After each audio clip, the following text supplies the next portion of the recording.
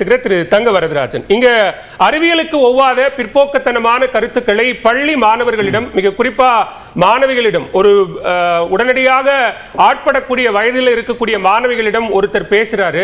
அவரை ஏன் பாஜக தாங்கி பிடிக்கிறது? மாநில பொருளாளர் எஸ்.ஆர். சேகர் கடுமையான எதிர்வினை ஆற்றியிருக்கிறார். அமைச்சருக்கே எச்சரிக்கை விடக்கூடிய வகையில் எல்லாம் பேசுறாரு. ஏன்?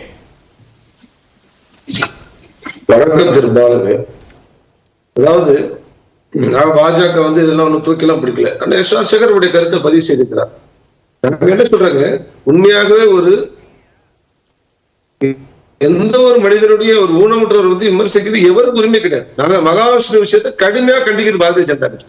அவருடைய அந்த செயலை பாரதிய ஜனதா கட்சி கடுமையா கண்டிக்குது. ஊனமுற்றவரை பத்தி பேசுறதுக்கு எவருக்கு உரிமை கிடையாது. இப்ப மகாவிஷ்ணு மட்டும் உரிமை உண்டா? கிடையாது. சொல்றேன், நீங்க ஆன்மீக சொற்பொழிவு நீங்க ஆட்டலாம்.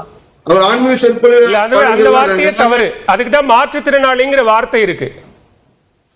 இல்ல, அதுதான் சொல்றேன். மாற்றுத்திறனாளிங்கிற பேசுறது தவறுன்னு நான் சொல்றேன். கண்டிப்பா அவர்களை பத்தி பேசுறது மிகப்பெரிய பாவம் நான் சொல்றேன். மிகப்பெரிய ஏற்றுக்கொள்ள முடியாத பாரதிய ஜனதா கட்சி கண்டிக்கிறது நான் சொல்றேன். அதுதான் நான் சொல்றேன்.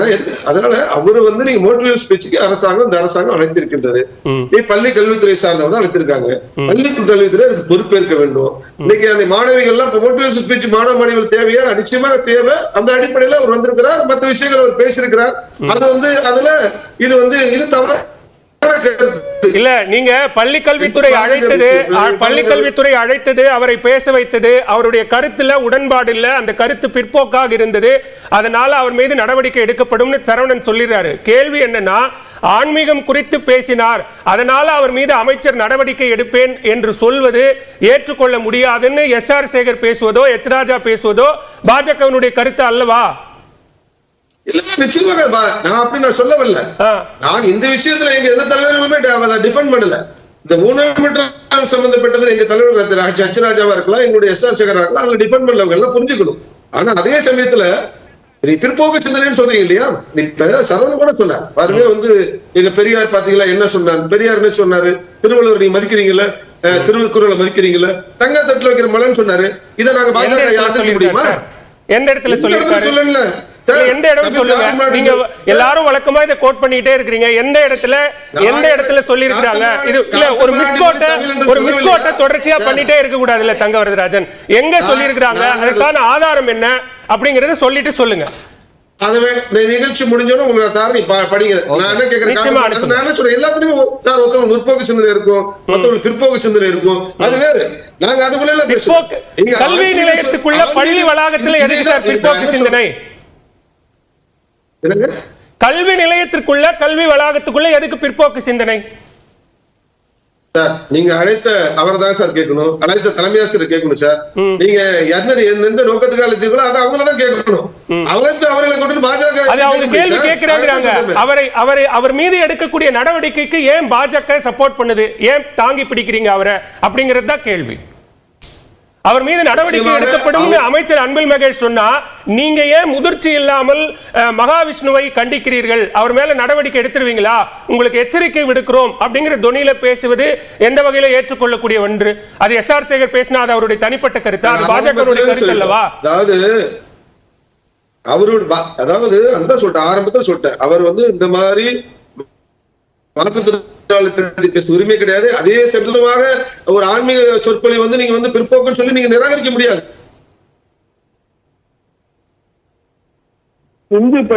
அரசு பள்ளிக்கூடத்துல பல இடத்துல கிறிஸ்தவ போற புத்தகம் கொடுக்கப்படுதுங்க. அதெல்லாம் நீங்க நடக்குதுன்னு சொல்ல நடக்குது. அதெல்லாம் நான் இதை நியாயப்படுத்த இது நடக்குது. அரசாங்கம் இதுதான் சாக்குன்னு சொல்லிட்டு ஒரு அமைச்சருங்க அவர் என்ன சொல்றாரு? ஒரு அமைச்சர் மாதிரி அவர் பதில் சொல்லியிருக்கிறாரு. நீங்க உண்மையா பேசுறீங்களா? அவர் ஒரு அமைச்சர் மாதிரி பதில் சொல்லியிருக்கிறாரா? அது பாருங்க. என்னமோ ஒரு போர்ல பேசுறபடி, ஒரு போட்டியில பேசுற மாதிரி ஏன் என்னக்குள்ள வந்தப்பா அப்படின்னு சொன்னா என்ன பேச்சு? மோட்டிவேஷன் ஸ்பீச் என்பது காலகாலமாக பள்ளிக்கூடத்தில் நடிச்சிருக்குது. அந்த இடத்துல கூட்டுறீங்க. அவர் இந்த ஊனமுற்றவர் பத்தியும் சில விஷயங்கள் நீங்க மறுபடியும் நான் உங்களுக்கு ஒரு நினைவூட்டலை செய்யற, மாற்றுத்திறனாளிங்கிற வார்த்தையை பயன்படுத்துங்க. கண்டிக்கத்தக்க அந்த வார்த்தையோட ஊனமுற்றோர் வேண்டாம். இல்ல கேள்வி என்னன்னா, சரி நீங்க உங்க கருத்து ஆன்மீகம் பேசுவது தவறாங்கிற கேள்வி இருக்கட்டும், அந்த கேள்விக்கு பதில் சொல்லட்டும். இங்க இன்னொரு கேள்வி என்னன்னா, அவர் மாற்றுத்திறனாளி ஆசிரியர் சங்கர் அவர் அப்படி ஒரு கேள்வி எழுப்புறாரு. அவரை அணுகின மகாவிஷ்ணுனுடைய அந்த அப்ரோச் முதல்ல சரியா? அவரை அப்படி ஒரு அதிகார துணியோடு மகாவிஷ்ணுவை கேள்வி கேட்பதற்கான அதிகாரத்தை அவருக்கு யார் கொடுத்தது முதல்ல? அது வந்து கண்டிக்கணும் சொல்லிட்டேங்க. அதை நான் சொன்ன விஷயம் வந்து ரெண்டே விஷயம் தான். அவரிடம் நடந்து கொண்டது, மகாவிஷ்ணு நடந்து கொண்டது கண்டனத்துக்குரியது, அது ஏற்புடையது அல்ல. இதுல எந்த விதமானம் கிடையாது. பாரதிய ஜனதா கட்சி அந்த விஷயத்தை வன்மையாக கண்டிக்கிறது. அதே சமயத்தில் அவருடைய ஆன்மீக விஷயங்களை எல்லாம் மாணவிகள் வந்து கூர்மையாக கவனித்து ஆரம்பிச்சு நிச்சயமா பல விஷயங்கள் அது ஏற்புடைய விஷயங்கள். இப்ப மகாவிஷ்ணு வந்து இன்னைக்கு மட்டும் இல்லைங்க, அவர் ஏற்கனவே பாருங்க, இதே அன்பில் பொய்யாமொழி போய் சந்திச்சிருக்காரு. திருவற்பாவில வந்து பல்வேறு விஷயங்களை கொண்டு வந்து பாடல்களை கொண்டு வந்து சொல்லியிருக்கிறாரு. அதே போல அந்த பாடல்களோட தலைவர் லியோனை சந்திச்சு பண்ணியிருக்காரு. ஆக இந்த அரசாங்கத்துக்கும் மகாவிஷ்ணுக்கும் நீண்ட காலமா ஒரு தொடர்பு இல்லை என்பதை திரு சரவணன் மறுத்தாரா? நிச்சயமா மறுக்க முடியாது. எங்களை பொறுத்தவரை மகாவிஷ்ணு என்பது இன்றைக்குதான் அவருடைய இது வந்து இன்னைக்குதான் வெளியில வந்திருக்கு. இன்னைக்குதான் வந்து பாத்தீங்கன்னா ஒரு யூடியூப் சேனல் நடத்துறாரு, பரம்பொருள் அரைக்கட்டு வச்சிருக்காரு என்பதா இன்னைக்கு இருக்குது. ஆனா இதுக்கு முன்னாடி அவர் தொடர்ந்து இந்த அரசாங்கத்தோட தொடர்ந்து இந்த மாதிரி புகைப்படங்களை வச்சு பேசணும் அப்படின்னா இதுக்கு முன்னாடி நிறைய புகைப்படங்கள் வந்தது. அப்பெல்லாம் வந்து நிறைய தலைவர்களை சந்திக்க வந்தாங்க. அப்ப எடுத்த புகைப்படத்துக்கோ இதுக்கும் முடிச்சு போடுறதா அப்படின்னு நிறைய கேள்விகள் வந்தது. புகைப்பட ஆதாரங்களை வச்சுதான் பேசணும் அப்படின்னா பேசலாம். நான் முதற்கட்ட பார்வையை எடுத்துக்கிற திரு தங்கவரதராஜன் பேசலாம். ஒரே ஒரு சின்ன இதுதான் என்ன அப்படின்னா, ஒரு அபாண்டமான பொய்யை திருப்பி மீண்டும் அள்ளி வீசிட்டு போறாங்க. பாஜகவுக்கு வழக்கமான இதுதான். அதாவது வந்து அவர் வந்து திரு அன்பில் மகேஷ் அவர்களுக்கு வந்து நெருக்கமானவர், அவர் சொல்றாரு இதை சொல்றாருன்றாங்க, போட்டோவை அடிப்படையாக வச்சு பேசுறாங்க. இந்தியாவிலிருந்து பல ஆயிரம் கோடிகளை ஏமாற்றி இந்தியாவை விட்டு தப்பி சென்ற மெகுல் சோக்ஸ்கி மற்றவங்க எல்லாம் பிரதமர் மோடியோடு வந்து எகனாமிக் ஃபோரமில் வந்து ஃபோட்டோ எடுத்துக்கிட்டாங்க. மேரே மெகுல் பாய் அப்படின்னு சொல்லி அவங்கள தட்டி கொடுத்தவர் தான் நரேந்திர மோடி அவர்கள். அப்ப நரேந்திர மோடி அவர்களுக்கும் என்ன இதுன்னு சொல்லி கேட்க முடியுமா? அடுத்த சுற்றுகளை தொடர்ந்து பேசலாம். திருமதி ராமலிங்கம், இங்க பல்வேறு நிகழ்வுகள்ல கூட்டணி கட்சியாக இருந்தாலும் தோழமை சுட்டல் அப்படிங்கிற அடிப்படையில் தொடர்ந்து நிறைய விஷயங்களை சொல்லிட்டே வரீங்க. ஆனா இந்த நிகழ்வுல பள்ளிக்கல்வித்துறை அமைச்சர் மீது எடுத்த நடவடிக்கை போதுமானதில்லை, இது ரொம்ப மென்மையான நடவடிக்கையா இருக்கு, நிறைய எதிர்ப்புகள் வந்து கொண்டிருக்கிறது. எப்படி பார்க்கறீங்க இந்த நிகழ்வை?